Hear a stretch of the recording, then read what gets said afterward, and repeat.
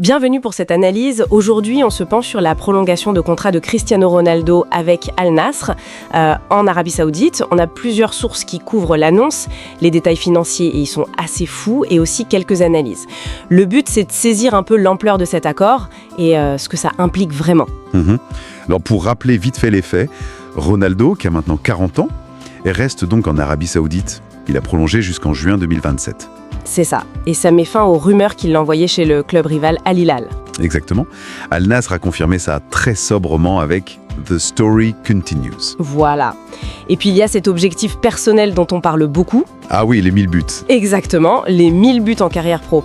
Il en est à 886, donc il y a encore un peu de chemin, mais c'est clairement un objectif affiché. Bon, mais alors venons-en au cœur du sujet, les chiffres, parce que c'est là que ça devient vraiment spectaculaire. Effectivement, le chiffre qui circule partout et qui est repris par Marca, RMC Sport, c'est environ 200 millions d'euros par an. 200 millions par an. Par an. C'est colossal. C'est colossal. Pour essayer de se représenter ça, ça fait presque 17 millions d'euros par mois. D'accord. On est sur environ 3,8 millions par semaine. Et là où ça devient presque absurde, Oui, sir. c'est que ça fait entre 547 000 et 555 000 euros par jour. Par jour. Par jour. Et ça continue entre 23 150 et 23 800 euros de l'heure, environ 380 à 386 euros par minute. Et donc, entre 6,30 € et 6,50 € par seconde. 6,50 € chaque seconde. Ça donne le vertige en fait, c'est presque abstrait. Tout à fait. Et si on compare justement avec d'autres très grands sportifs, ça donne quoi? Alors là, l'écart est vraiment significatif. Prenez Lionel Messi à l'Inter Miami. Selon Eurosport, son salaire de base serait à peu près 10 fois inférieur.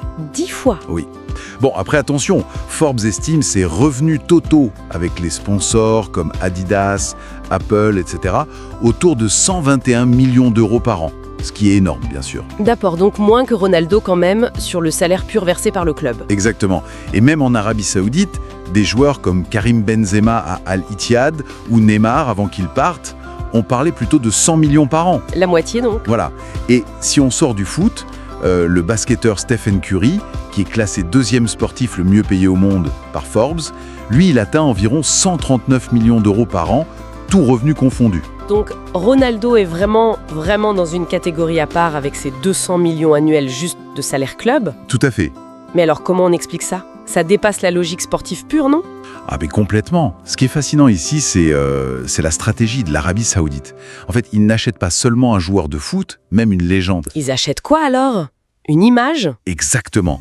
Ils achètent une icône planétaire. Ronaldo, c'est une vitrine incroyable. Un ambassadeur pour promouvoir la Saoudite Pro League, mais aussi le pays, à l'international.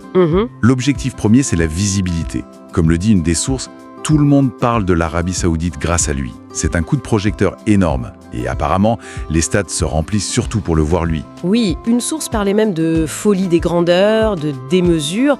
On sent bien que ça interroge. Est-ce qu'on parle encore seulement de football à ce niveau-là? C'est une vraie question. Il y avait cette question un peu provocatrice dans un article. Et vous feriez quoi avec 400 millions d'euros, qui est son salaire sur les 2 ans de prolongation?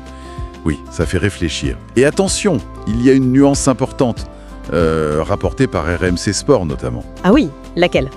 En plus de ce salaire déjà astronomique, Ronaldo serait devenu copropriétaire d'Al Nassr. Copropriétaire? Oui, à hauteur de 15%. Ce qui change pas mal de choses.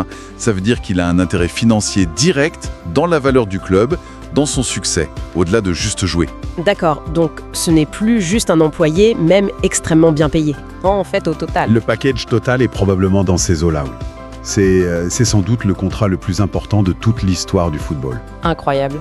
Donc si on résume, Ronaldo reste en Arabie Saoudite, il a ce record de 1000 buts en ligne de mire, mais surtout, il est au cœur d'un montage financier historique qui sert des ambitions bien plus larges que le sport pour le pays hôte. C'est exactement ça.